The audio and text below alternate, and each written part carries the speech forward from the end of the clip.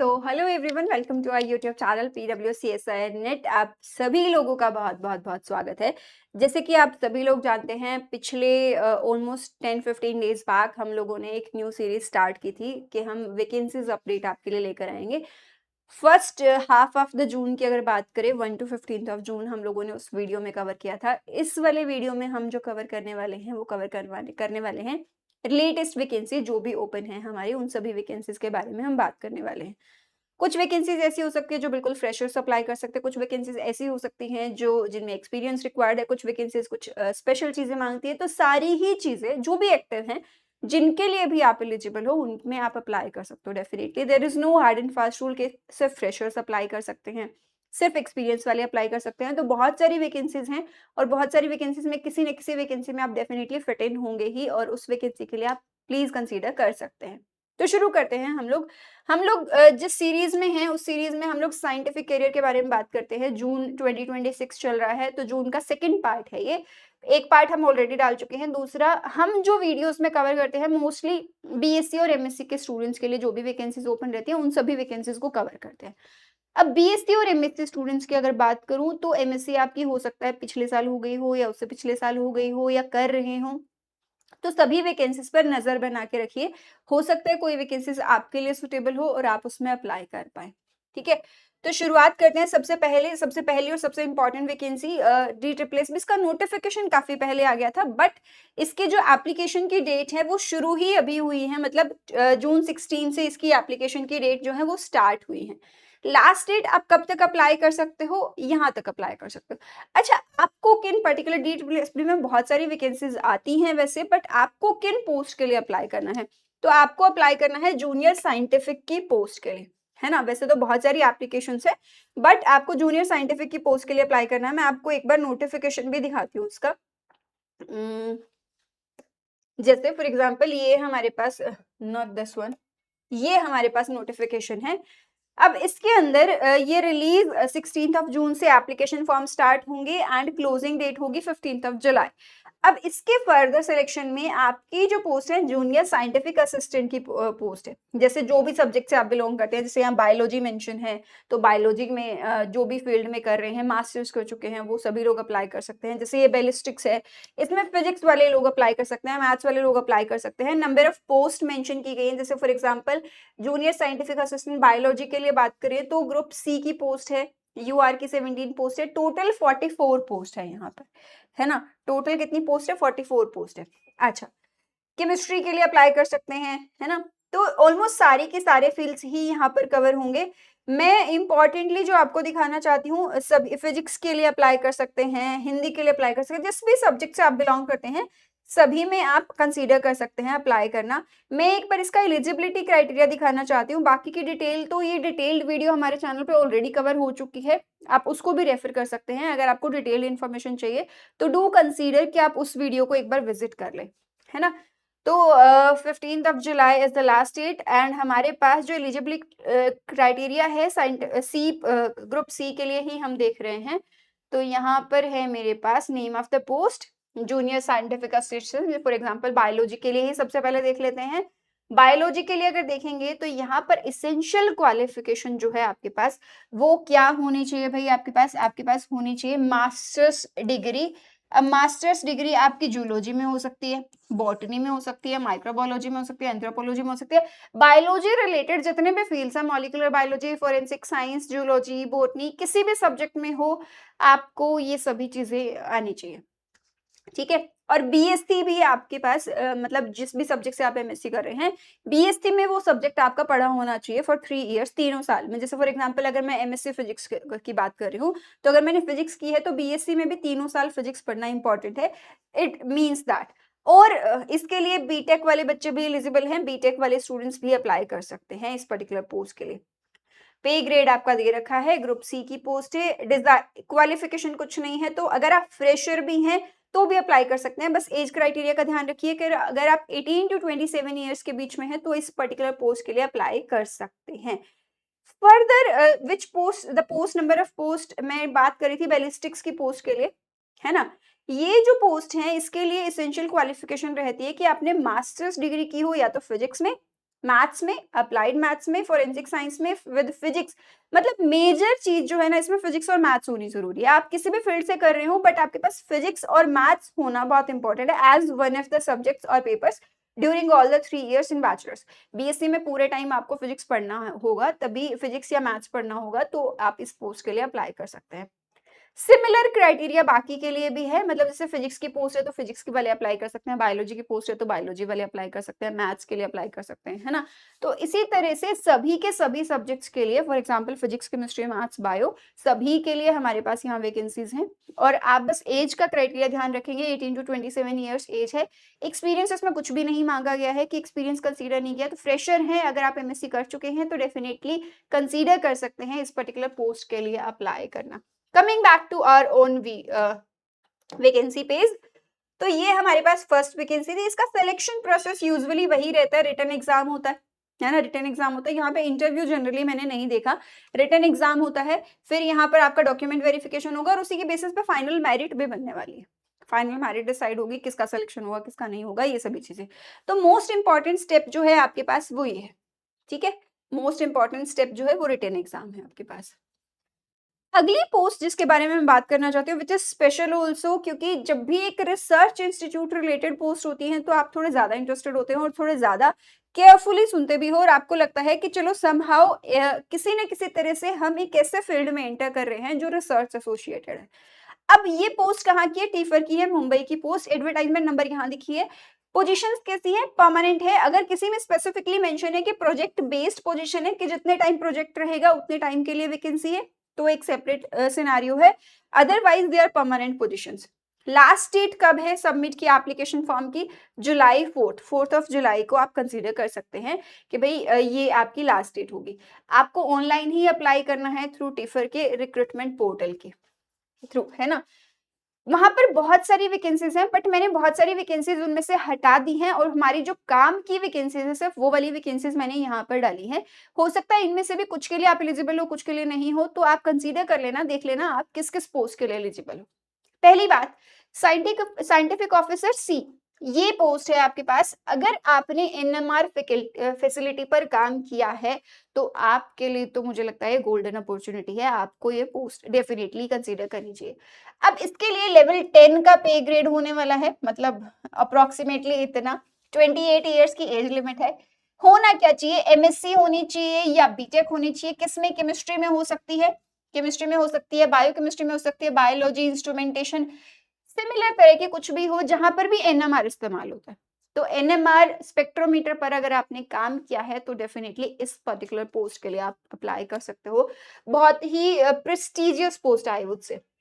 दूसरी पोस्ट है आपके पास साइंटिफिक असिस्टेंट की पोस्ट, जिसके लिए पे लेवल रहता है लेवल 6, ऑलमोस्ट इतनी रहेगी आपकी सैलरी। इसके लिए एज लिमिट है आपके पास 28 to 33। तो बीएससी अगर आपने फिजिक्स में किया है, केमिस्ट्री में किया है, सीएसआईटी इलेक्ट्रॉनिक्स में किया है, फुल टाइम इंजीनियरिंग की है, तो आप इस पर्टिकुलर पोस्ट के लिए अप्लाई कर सकते हो। एक और इम्पॉर्टेंट चीज है यहाँ पर आपको 1 से 2 साल का एक्सपीरियंस चाहिए आईटी सपोर्ट में। प्रोग्रामिंग आती हो आपको, डिजाइनिंग आती हो, मतलब इन सब में से किसी न किसी फील्ड में आपको एक्सपीरियंस जरूरी है इस पर्टिकुलर पोस्ट के लिए। Then there is administrative assistant, जिसके लिए सेम लेवल है। एज ग्रुप लेकिन यहाँ पर 33 to 36 है। देखो यहाँ पर ना ऐसा नहीं है कि किसी भी एज ग्रुप के अप्लाई कर दो, स्पेसिफिक एज है 28 to 33। तो अगर आप इस एज ग्रुप में हैं तो ही आप अप्लाई कर सकते हैं। यहाँ पर ग्रेजुएशन डिग्री चाहिए, बट यहाँ पर साथ ही साथ आपको 5 साल का एक्सपीरियंस चाहिए एडमिनिस्ट्रेटिव, मतलब अकाउंट्स को हैंडल करने के लिए, बाकी सब चीजों के लिए। तो अगर आप इस फील्ड को कंटिन्यू कर रहे हैं तभी इतना एज मांग रहे हैं, है ना, तभी इतना एज मांग रहे हैं, क्योंकि आपको एक्सपीरियंस होना भी इंपॉर्टेंट है। चलो, प्रोजेक्ट एडमिनिस्ट्रेटिव असिस्टेंट, इसके लिए भी ग्रेजुएशन डिग्री है प्लस एक्सपीरियंस डिमांडेड है। बाकी की पोस्ट आर लेबोरेटरी असिस्टेंट है, उसके लिए तो बहुत मिनिमम क्वालिफिकेशन चाहिए, जैसे आपको 12th होना चाहिए, साइंस से आइडिया होना चाहिए चीजों का। तो ये सब छोटी छोटी चीजें हैं। तो आप जिस भी कैटेगरी में फिट होते हो, अगर फिट होते हो तो कंसीडर कर सकते हैं इस पर्टिकुलर पोस्ट के लिए, ठीक है। चलिए, टीफिर में सिलेक्शन प्रोसेस क्या है, मतलब जो बेसिकली टॉप लेवल के हैं, जैसे मतलब हमारे पास जो पोस्ट है साइंटिफिक ऑफिसर्स की पोस्ट है या जूनियर इंजीनियर की पोस्ट है, इनके लिए सीधा इंटरव्यू होता है सिलेक्शन के लिए, क्योंकि बहुत सारे लोग नहीं होते, या जितने भी लोग अप्लाई करेंगे सभी के सभी लोग सीधा इंटरव्यू को फेस करने वाले हैं।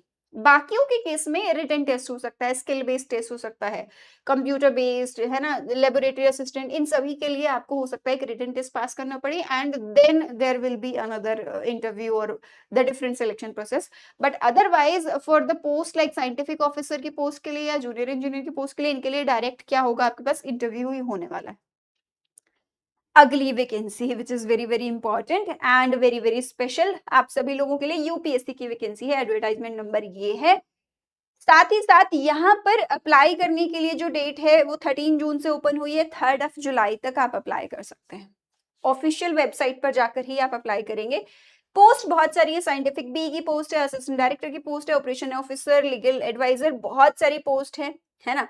डिफरेंट पे लेवल की पोस्ट है, ऑब्वियसली डिफरेंट डिफरेंट टाइप की वैकेंसीज है, तो डिफरेंट डिफरेंट आपकी क्या होंगे, स्केल्स पे स्केल्स पे होंगे। ओके अब मुझे जो out of all the vacancies जो मुझे थोड़ी काम की वैकेंसी लगी, उन वैकेंसी के बारे में बात करती हूँ। अब उन वैकेंसी में मेरे पास जो वैकेंसीज है, सबसे पहली वैकेंसी जूनियर साइंटिफिक ऑफिसर की वैकेंसी, इसकी 9 वैकेंसीज हैं, है ना। और इसके लिए आपको एमएससी होनी चाहिए, एमएससी आपके पास माइक्रोबायोलॉजी में हो सकती है, हम्म हम्म हम्म माइक्रोबायोलॉजी में हो सकती है, बॉटनी में हो सकती है, प्लांट माइक्रोबायोलॉजी, माइक्रोसाइकोलॉजी, माइकोलॉजी और या फिर एग्रीकल्चर, इनमें से किसी भी फील्ड में अगर हैं आप तो आप अप्लाई कर सकते हैं। इंपॉर्टेंटली मेरी बात बहुत ध्यान से सुनना है, ये फ्रेशर्स अप्लाई कर सकते हैं, दिस इज डिजायरेबल। मतलब अगर आप पीएचडी करे हुए हैं, 2 साल का रिसर्च एक्सपीरियंस है, तो that is additional beneficial for you, है ना। अदरवाइज ऐसा नहीं है कि आप इस फील्ड के लिए अप्लाई नहीं कर सकते। तो फ्रेशर्स अगर है तो भी इस पर्टिकुलर पोस्ट के लिए अप्लाई कर सकते हैं। यूआर के लिए जो एज लिमिट है that is 30 years and SC ST के लिए रिलेक्सेबल है 35 years and PWD BD candidates के लिए आपके पास ये 10 इयर्स का रिलैक्सेशन, यानी कि 40 इयर्स यहाँ पर एज हो जाती है आपकी। ठीक है, तो इस पर्टिकुलर पोस्ट के लिए सारे के सारे जो लाइफ साइंसेज के या बायोलॉजी से रिलेटेड फील्ड वाले बच्चे हैं वो सभी इस पोस्ट को डेफिनेटली कंसीडर कर सकते हैं।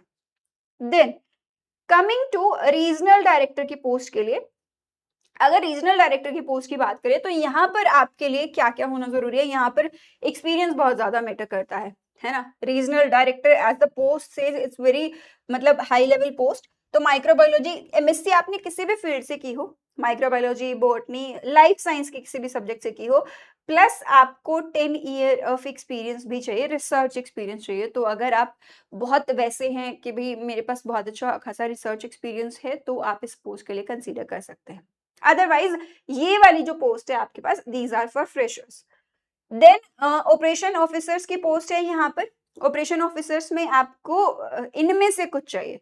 यहाँ पर ध्यान देना, डिफरेंट डिफरेंट एक्सपीरियंस है, यहाँ पर कॉम्बो मेंशन है कि अगर आप इनमें से किसी भी कॉम्बो में हैं तो आप इस पोस्ट के लिए अप्लाई कर सकते हैं। अब कॉम्बो क्या कहता है, कितनी पोस्ट है, 19 वैकेंसी है। या तो आपके पास डिग्री हो सिविल, मैकेनिकल, कंप्यूटर इंजीनियरिंग में हो और 2 साल का एक्सपीरियंस हो। अदरवाइज अगर आप मास्टर्स कर रहे हैं तो मास्टर्स इन साइंस हो सकते हैं, ईदर फ्रॉम इलेक्ट्रॉनिक्स और फिजिक्स। अगर आप फिजिक्स से बिलोंग करते हैं तो कंसीडर कर सकते हैं, और आपको 1 साल का रिसर्च एक्सपीरियंस होना चाहिए। ठीक है, 1 साल का एक्सपीरियंस होना चाहिए। बीएससी डिग्री विद फिजिक्स और इलेक्ट्रॉनिक्स, मतलब बीएससी के बाद भी अप्लाई कर सकते हैं, but then you need 3 years का एक्सपीरियंस। तो एक्सपीरियंस आपको ध्यान रखना है कि एक्सपीरियंस किस किस फील्ड में हो, ये फील्ड्स मेंशन किए हैं, तो इनसे रेलेवेंस अगर फील्ड में आपने काम किया है तो डेफिनेटली इन पोस्ट के लिए कंसीडर कर सकते हैं। मतलब ये बहुत अच्छी पोस्ट है और बहुत वैसी पोस्ट है, जैसे ये तो फ्रेशर्स के लिए है, यहाँ पर थोड़ा थोड़ा एक्सपीरियंस नीडेड है। तो अगर आप ग्रेजुएशन के बाद ऐसे ऐसे सिनारियो में है कि ग्रेजुएशन के बाद ही आप जॉब कर रहे हैं या एमएससी के बाद किसी ऐसी जगह पे जॉब करते हैं जो इनमें से किसी भी रेलेवेंसी में हो सकती है, तो आप इनमें अप्लाई कर सकते हैं डेफिनेटली। ठीक है, चलिए नेक्स्ट हम बात करते हैं। आज दिस इज यूपीएससी का एक टिपिकल स्टैंडर्ड है, 4 स्टेप प्रोसेस रहती है। स्क्रीनिंग होती है, पहले जितनी एप्लीकेशन है उनमें से कुछ सिलेक्शंस होंगे, फिर रिटन टेस्ट होगा, फिर पर्सनल इंटरव्यू होगा and then final merit prepare होगी। जैसे यूपीएससी का टिपिकल आपके पास एक रहता है सिनेरियो, वही सिनेरियो यहाँ पर भी रहने वाला है। ठीक है, then we have the positions in HPPSC, यहीं पर ही सब चीजें मेंशन है, तो यहीं पर ही डिस्कस कर लेंगे हम लोग। अच्छा, यहाँ पर असिस्टेंट प्रोफेसर की वैकेंसी है, ये एक सेपरेट वैकेंसी है। अगर तुम इस सैलरी पे फोकस कर रहे हो, इस पे ध्यान मत दो। एचपीपीएससी ये जॉब ट्रेनी के लिए है, ये टीचिंग अपॉर्चुनिटी है। और मैं ये बात बता रही हूँ आप लोगों को कि सारे ही फील्ड्स में देखो, जैसे कि इंग्लिश है, इंग्लिश के लिए 39 पोस्ट है, केमिस्ट्री के लिए 34 पोस्ट है। सिमिलरली सभी सब्जेक्ट के लिए पोस्ट यहाँ पर निकली है, फिजिक्स के लिए 25 पोस्ट है। तो सभी सब्जेक्ट के लिए ऑलमोस्ट यहाँ पर वैकेंसीज निकली है। क्या रेगुलेशंस हैं, क्या होना चाहिए, देखो क्लियरली मेंशन है कि मास्टर्स डिग्री होनी चाहिए विद 55% ऑफ द मार्क्स, जिस भी फील्ड में आप अप्लाई करें, जिस भी सब्जेक्ट में आप अप्लाई करें, मास्टर्स में, फिजिक्स में, केमिस्ट्री में, मैथ में, लाइफ साइंस में, जिस भी फील्ड में अप्लाई कर रहे हैं, उन सभी के फील्ड में जा सकते हैं। साथ ही साथ एक एलिजिबिलिटी टेस्ट होना चाहिए, मतलब क्वालिफाई होना चाहिए, आपके पास नेट होना चाहिए, स्लेट या सेट, इनमें से कुछ भी क्वालिफाई नहीं हो, स्लैश करके लिखा है तो इनके लिए हो सकता है। और इस केस में आपकी अगर पीएचडी नहीं है तो भी आप कंसीडर कर सकते हैं, आपके पास सिर्फ नेट होना चाहिए, तो आप इस पोस्ट के लिए डेफिनेटली अप्लाई कर सकते हैं। 18 टू 45 ईयर्स का एज लिमिट है। स्पेशल जो बोनाफाइड हैं फ्रॉम हिमाचल प्रदेश, सिंस ये एचपीपीएससी की पोस्ट है, हिमाचल प्रदेश की पोस्ट है, तो जो बोनाफाइड हैं स्टूडेंट्स वहाँ के, मतलब बोनाफाइड रेजिडेंट हैं वहाँ के हिमाचल प्रदेश के, उनके लिए स्पेशल केस है, उनके लिए कुछ पोस्ट रिजर्व भी हैं वहाँ पर कि ये वाली सीट सिर्फ उन्हीं को मिलने वाली है। तो जो हिमाचल प्रदेश के लोग हैं, वो अगर देख रहे हैं तो वो प्लीज़ अप्लाई करेंगे, मतलब उनके लिए तो आई वुड से एक गोल्डन अपॉर्च्युनिटी है ना? तो प्लीज़ कंसीडर करिएगा इस पोस्ट के लिए। And lastly, this is not a vacancy, but this is exam related information. जैसे कि अभी एचपीपीएससी की पोस्ट देखी हमने, तो एचपीपीएससी की पोस्ट में हम लोगों ने नोटिस किया कि भाई इधर आपके पास नेट का एग्जाम होना चाहिए, या स्लेट होना चाहिए, या स्टेट लेवल का सेट एग्जाम होता है वो क्वालिफाई होना चाहिए, इनमें से कुछ भी हो तो आप अप्लाई कर सकते हैं उस पर्टिकुलर पोस्ट के लिए। अब राजस्थान में बाई चांस अगर पोस्ट आती है तो उसके लिए जो सेट एग्जाम होता है उसकी एप्लीकेशन अभी ले रहे हैं। तो मैंने ये जानबूझ के इस वैकेंसी में कंसीडर किया है, क्योंकि ये फर्दर आपके लिए लीड करने वाला है। वैकेंसी जब भी आएंगी तो आप अगर ये सेट का एग्जाम क्वालिफाई कर लेते हैं तो आप वैकेंसीज के लिए एप्लीकेबल हो जाते हैं। तो राजस्थान में सेट का एग्जाम है 2026। अप्लाई करने की डेट्स क्या है, 14 जून से लेकर 15 ऑफ जुलाई तक। एग्जाम डेट कब होने वाली, एग्जाम की डेट मेंशन है 6 of September. Upper age limit कुछ नहीं है, जैसे नेट के केस में अपर एज लिमिट कुछ नहीं है, सिमिलरली यहाँ पर भी एज लिमिट कुछ नहीं है। फी इतनी है, मतलब इतने से शुरू होती है, डिफरेंट डिफरेंट लोगों के लिए डिफरेंट डिफरेंट फीस होने वाली है। एलिजिबिलिटी क्या है, मास्टर्स डिग्री होनी चाहिए मिनिमम, चाहे वो आप कोई भी नेट का एग्जाम दे रहे हो, या सेट दे रहे हो, स्लेट दे रहे हो, इन सभी केसेस में आपका जो मिनिमम एलिजिबिलिटी क्राइटेरिया है वो मास्टर्स डिग्री होना चाहिए in with 55% of the marks, ये होना ही चाहिए आपके पास। असिस्टेंट, अच्छा इसको करके आप कहाँ पर अप्लाई कर सकते हो, राजस्थान की ही यूनिवर्सिटी एंड कॉलेजेस में फॉर असिस्टेंट प्रोफेसर आप अप्लाई कर सकते हो। मेक श्योर आप ध्यान रखें, राजस्थान की ही स्टेट यूनिवर्सिटीज, जो स्टेट यूनिवर्सिटीज हैं वहाँ की, है ना, वहां पर अप्लाई कर सकते हो। तो आई वुड से ये एक गोल्डन अपॉर्चुनिटी है। फॉर्म फिल करेंगे तो फॉर्म क्वालिफाई करेंगे, जैसे बच्चे नेट के एग्जाम का वेट करते हैं, similarly people wait for SET exams also, state level के जो सेट एग्जाम्स होते हैं। सपोज मैं जिस भी स्टेट से बिलोंग करती हूँ, मेरा स्टेट लेवल का एग्जाम है, तो बाई चांस अगर नेट नहीं भी होता तो मैं स्टेट लेवल की वैकेंसीज को अप्रोच जरूर कर पाऊंगी, है ना? तो इसको जरूर कंसीडर करिएगा। इसी के साथ आज की वीडियो करते हैं close. Will see you all very very soon again with another update. तब तक के लिए आप सभी लोग अपना ध्यान रखेंगे, खुश रहिए, स्वस्थ रहिए, और keep your self updated so that जो भी चीज़ें आपके सामने आ रही हैं उनमें अगर आप फिट इन होते हैं तो डेफिनेटली अप्लाई भी करिए, और इसी तरह से रास्ते बनते हैं, इसी तरह से आप फाइनली अपने डेस्टिनेशन पे पहुंचेंगे। यू नेवर नो कि ऐसा ज़रूरी नहीं है कि आप जो सोच के बैठे हैं मैं ऐसा ऐसा ऐसा ऐसा करने वाला हूँ और तब जाके मेरी चीज़ें होने वाली है, ऐसा बिल्कुल कभी नहीं होता। थोड़े से रास्ते खुद बनाने पड़ते हैं, थोड़े रास्ते अपने आप बनते चले जाते हैं, और फाइनली आप पहुँचते हैं एक डेस्टिनेशन पे। तो मिलते हैं आप सभी लोगों से with another update. Thank you so much for watching.